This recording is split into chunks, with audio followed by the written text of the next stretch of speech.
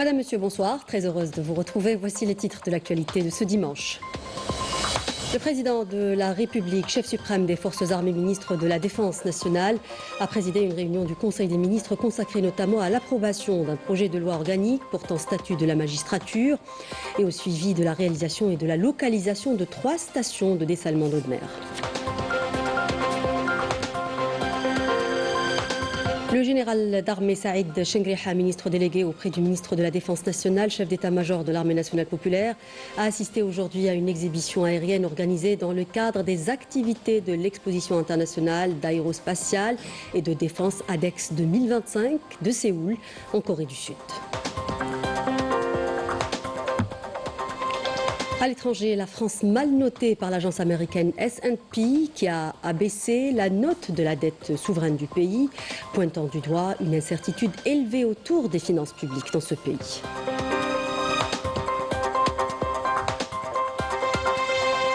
Et on termine avec une virée du côté des hauteurs d'Alger pour découvrir le système hydrique de la Kasbah, un réseau sophistiqué basé sur plusieurs aqueducs alimentés par les sources des environs. Reportage à la fin du journal. Bienvenue à tous, très heureuse de vous retrouver. Nous le disions à l'instant, le président de la République, chef suprême des forces armées, ministre de la Défense nationale, Abdelmajid Tebboune, a présidé ce dimanche une réunion du Conseil des ministres consacrée à un projet de loi organique portant statut de la magistrature, suivi de la localisation et de la réalisation des stations de dessalement de l'eau de mer conformément aux orientations du précédent Conseil des ministres, ainsi que sur des exposés notamment en rapport avec les préparatifs de la 4e édition de la conférence africaine des start-up. Concernant le projet de loi organique portant statut de la magistrature, le Conseil l'a approuvé et ce, en exécution de l'engagement pris par le président de la République devant les magistrats lors de l'ouverture de l'année judiciaire 2025-2026, tout en tenant compte des orientations suivantes. Accorder une importance particulière à la situation sociale des magistrats, notamment en matière d'avantages, de retraite et de logement, obligation pour le jeune magistrat diplômé d'effectuer un stage pratique dont la durée sera fixée par la réglementation du secteur judiciaire avant sa prise effective de fonction.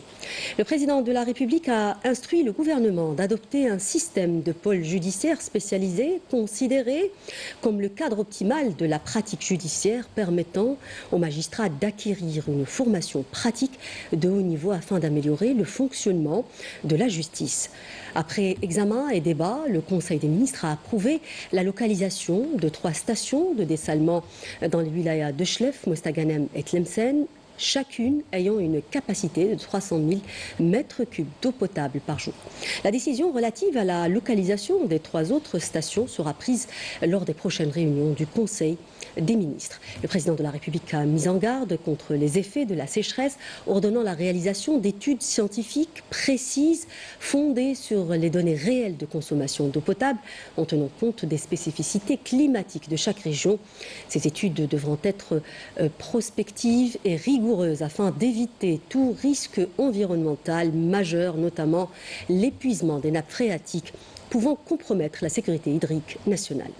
Le président a également exigé une action immédiate et définitive pour réparer toutes les fuites d'eau qui entraînent d'importantes pertes au stock national d'eau potable et perturbent sa distribution.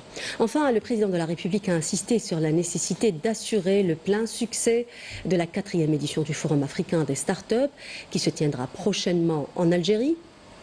Rappelant que cet événement constitue le prolongement des recommandations de l'IATF. Le chef de l'État a précisé que l'objectif fondamental de cette manifestation est de placer la jeunesse africaine au centre des priorités à travers la mise en œuvre d'une feuille de route visant à créer un pont de communication permanent, solide et durable entre les jeunes du continent africain.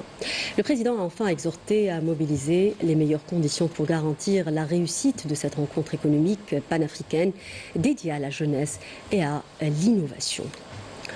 Nous le disions en titre également, dans le cadre de sa visite officielle en République de Corée, le général d'armée Saïd Chingrikha, ministre délégué auprès du ministre de la Défense nationale, chef d'état-major de l'armée nationale populaire, a assisté aujourd'hui à une exhibition aérienne organisée dans le cadre des activités de l'exposition internationale d'aérospatiale et de défense ADEX 2025 de Séoul, l'un des événements mondiaux majeurs consacrés aux industries aéronautiques et de défense de pointe. Les détails avec Walid Yousfi dans ce papier. Regardez. Le général d'armée Saïd Chingrikha, accompagné de cadres de l'armée nationale populaire, a suivi une démonstration aérienne exécutée par des unités des forces aériennes coréennes, comprenant des manœuvres aériennes et des formations synchronisées d'avions de combat.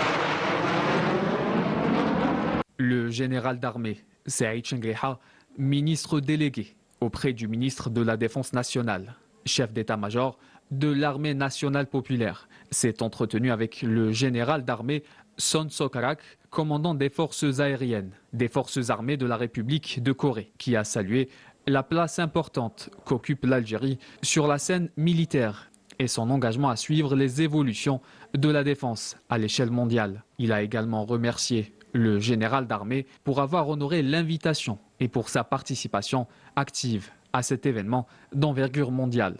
Cette visite témoigne de l'intérêt qu'accorde le haut commandement de l'armée nationale populaire à se mettre au diapason des évolutions technologiques mondiales et s'inscrit dans la démarche stratégique de modernisation des systèmes de défense et de renforcement des capacités nationales, conformément aux exigences du monde actuel. Les coopérations toujours, cette fois-ci coopération parlementaire. Le président du Conseil de la Nation, Azouz Nasri, participe à Genève, en Suisse, avec une délégation des deux chambres du Parlement à la réunion de coordination du groupe géopolitique arabe et du groupe géopolitique africain de l'Union interparlementaire. Au menu, une présentation sur les travaux des deux groupes depuis la dernière assemblée, outre l'échange de vues sur l'inscription d'une clause d'urgence à l'ordre du jour de l'Assemblée.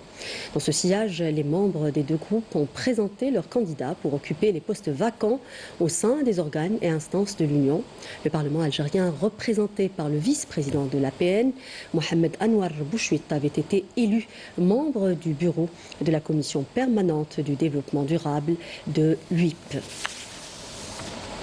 Le ministre d'État, ministre des hydrocarbures et des mines, Mohamed Arkab, a reçu ce dimanche le secrétaire général de la Fédération générale des syndicats de Jordanie, Khaled Fanatsa, en présence du secrétaire général de l'UGTA, Ammar Tarjout, et du secrétaire général de la Fédération nationale des travailleurs du pétrole, du gaz et de la chimie, Hamoud Ouahria, ainsi que plusieurs cadres du ministère. À cette occasion, Mohamed Arkab a salué le niveau des relations fraternelles et historiques unissant l'Algérie et le Royaume de Jordanie, affirmant que cette rencontre reflète la volonté commune de renforcer et de développer la coopération dans les domaines économiques et professionnels, notamment dans les secteurs des hydrocarbures et des mines. Le gouverneur de la Banque d'Algérie, Salah ad-Din Taleb, a appelé depuis Washington à renforcer le multilatéralisme et la coopération internationale, les considérant comme des choix essentiels pour faire face aux défis économiques mondiaux actuels. Cette déclaration a été faite au nom d'un groupe de pays lors de la 52e réunion du Comité monétaire et financier international organisée dans le cadre des assemblées annuelles du Fonds monétaire international, FMI, et du groupe de la Banque mondiale. Le gouverneur a souligné que les pays exportateurs de pétrole et de gaz de la région s'efforcent de diversifier leurs économies afin de réduire leur dépendance aux hydrocarbures. Cependant, a-t-il ajouté, les fluctuations des marchés énergétiques et la hausse des taxes représentent des défis supplémentaires. Il a ainsi appelé à soutenir la transition économique en misant sur une meilleure productivité, davantage d'investissements et une croissance portée par le secteur privé. Nous lisions en titre, à l'occasion du 64e anniversaire de la Journée nationale de l'immigration, le secrétaire d'État auprès du ministre des Affaires étrangères, chargé de la communauté nationale à l'étranger, Sofiane Chaïb, a présidé en présence du ministre des Moudjahidines et des ayants droit, ainsi que du ministre de la Poste et des Télécommunications, une cérémonie de mise en circulation et d'apposition du cachet de premier jour d'un timbre postal commémoratif dédié à cet événement historique. Ce timbre vient honorer la mémoire de nos valeureux martyrs tombés lors des massacres du 17 octobre 1961 à Paris et rappeler leur sacrifice pour la liberté et la dignité nationale. À cette occasion, des dessins et autres œuvres artistiques réalisées par les enfants de notre communauté à l'étranger ont également été exposés en hommage à cette date symbolique. 64 ans après la nuit des massacres qui a entaché à jamais la ville des Lumières, la mémoire reste vive mais aussi divisée. À Paris, la cérémonie officielle conduite par Anne Hidalgo s'est tenue dans la discrétion, loin des rassemblements citoyens et militants qui, eux, continuent de réclamer reconnaissance et justice. Correspondance de Afab Louchet depuis Paris. Regardez. Ce sont des images qui tranchent. D'un côté, une cérémonie feutrée, presque clandestine, où la maire de Paris commémore à petit comité. De l'autre, sur ce même pont, quelques heures plus tard, des visages décrits, une mémoire populaire que rien ne domestique. Anne Hidalgo isolée dans un protocole sans élan face à des militants de la mémoire qui refusent qu'on conditionne le souvenir à la conjoncture politique. On pourrait penser qu'on va sacrifier justement nos combats mémoriels parce que le climat est plutôt compliqué en France. Mais c'est exactement le contraire. Justement, il y a des combats qu'il faut mener tout le temps, qu'il faut mener avec une certaine justesse et un équilibre. Moi, je crois que ce combat mémoriel est essentiel. Il y a à Paris énormément de Parisiennes, de Parisiens, de Françaises, de Français qui sont d'origine algérienne. Et donc, d'abord, être à leur côté est essentiel. Je veux leur dire combien ils sont précieux à l'histoire de Paris, à son présent et j'en suis sûr à son avenir. Et donc de commémorer ensemble ce drame et je crois justice. Même conscience historique anime ailleurs des maires, souvent de gauche, dans les grandes villes de banlieue. À Bobigny, on cite des noms des martyrs.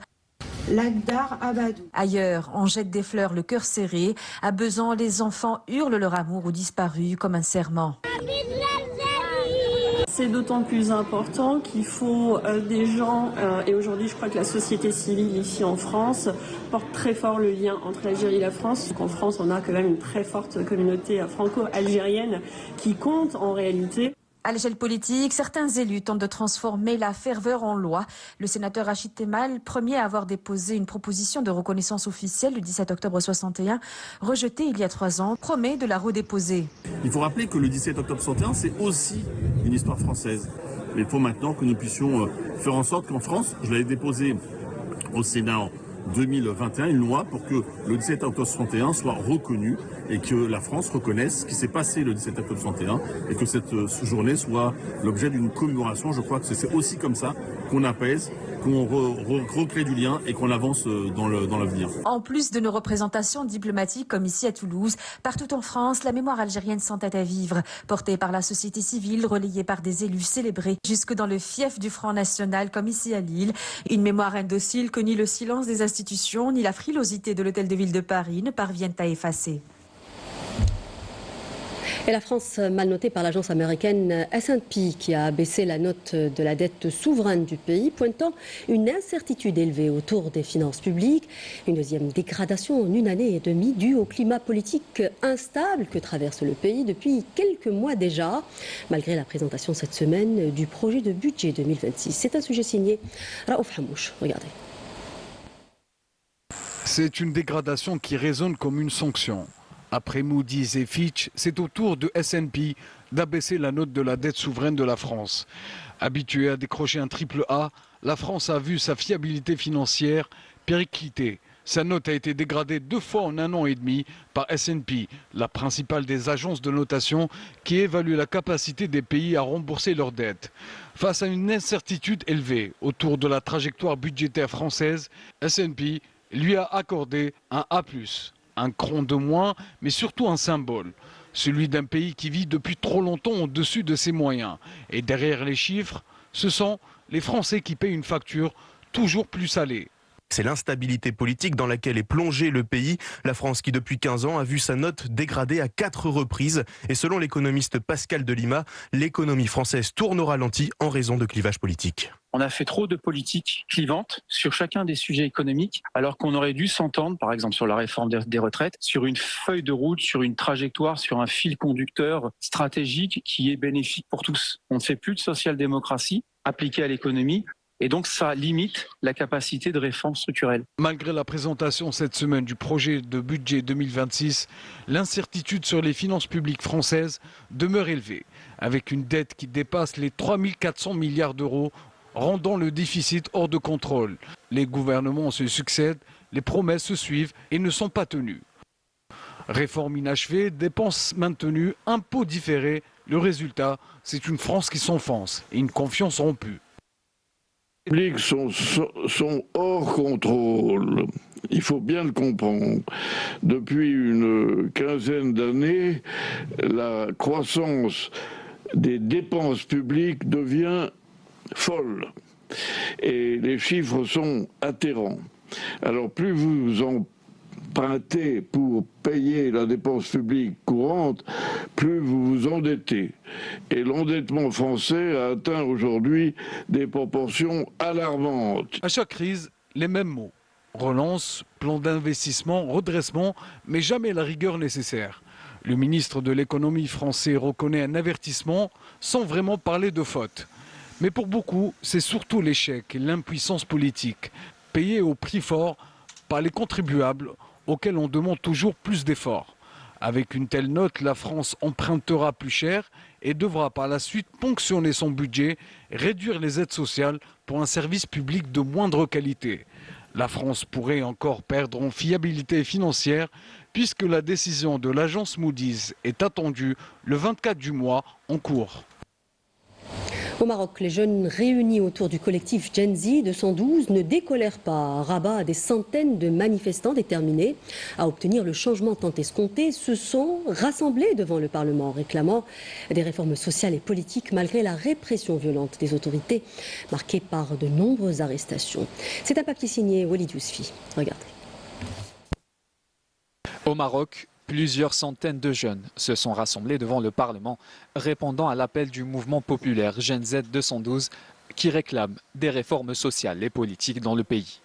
Le mouvement, composé essentiellement de jeunes, exige des changements profonds dans les secteurs de l'éducation et de la santé, appelant par la même occasion à mettre fin à la corruption et au limogeage du gouvernement. Les premiers rassemblements avaient été suivis de nombreuses interpellations. Selon l'Association marocaine des droits humains, plus de 600 personnes, dont des mineurs, sont encore détenues en attente de jugement. Un jeune homme arrêté le 26 septembre dans le sud du pays a été condamné cette semaine à 5 ans de prison pour incitation à commettre un délit ou un crime. La répression policière, quant à elle, ne faiblit pas. Les rassemblements, bien que pacifiques, sont systématiquement encerclés par un important dispositif de sécurité. Plusieurs manifestants ont dénoncé le passage à tabac et les coups de matraque. Moins visibles dans la rue, les voix du mouvement Gen Z 212 continuent pourtant de résonner sur les réseaux sociaux. Une contestation portée par une génération connectée qui cherche encore la voie pour transformer son cri de colère en changement politique. Proche-Orient, à Gaza, l'espoir qu'a suscité la trêve n'aura pas fait long feu. Le cessez-le-feu est désormais menacé avec le regain de violence par l'armée d'occupation sunniste qui a mené des frappes meurtrières ce dimanche dans la bande de Gaza. Le Hamas, de son côté, a réaffirmé son engagement à respecter la trêve et accusé l'entité sioniste d'inventer des prétextes pour reprendre son agression contre l'enclave palestinienne. Sur le terrain, 21 Palestiniens morts à Gaza ce dimanche dans les raids de l'armée de l'occupation à travers le territoire. Des blessés et des corps de victimes ont été transportés dans un hôpital de Daïr al-Balah. Sur le volet humanitaire, l'armée sioniste contrôle tous les accès de Gaza et bloque le poste frontière avec l'Égypte de Rafah.